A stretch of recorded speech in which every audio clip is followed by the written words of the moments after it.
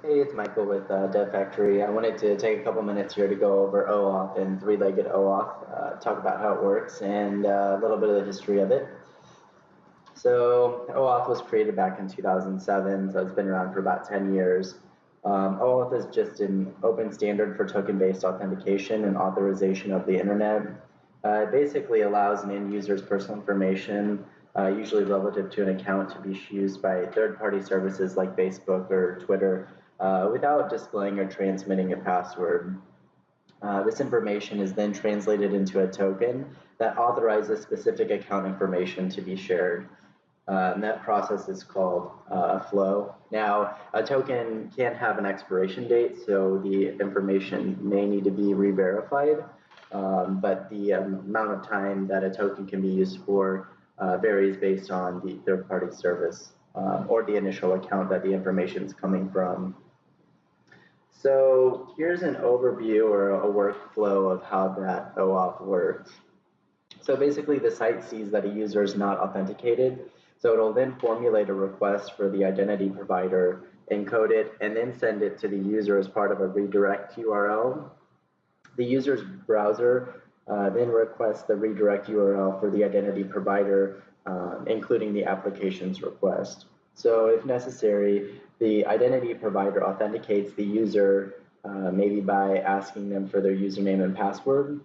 Once the identity provider is satisfied that the user is sufficiently authenticated, it will then go ahead and process the application's request, formulate a response, and send that back to the user along with a redirect URL back to the application itself.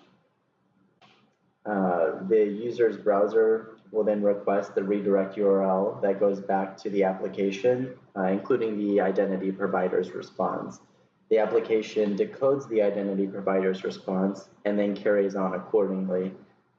So finally, on the back end, the response includes an access token, which the application can use to gain direct access to the identity provider's service on the user's behalf.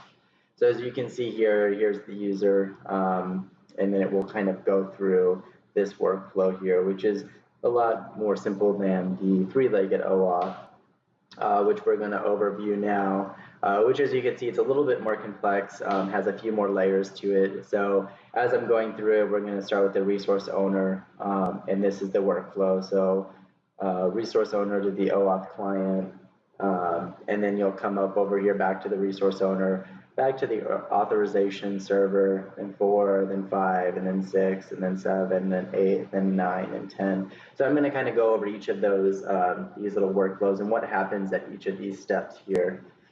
So first, a user, as the resource owner, initiates a request to the OAuth client. The OAuth client then sends the resource owner a redirection to the authorization server. The authorization server presents a form to the resource owner to grant access. The resource owner submits the form to allow or deny access.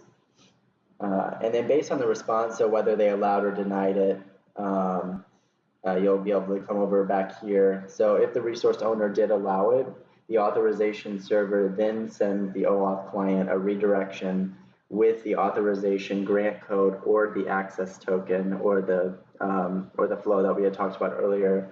Now, if the resource owner denies that access, the request is then redirected to the OAuth client, but no grant is provided. So now, if we did get access, the OAuth client sends the following information to the token endpoint or the authorization server.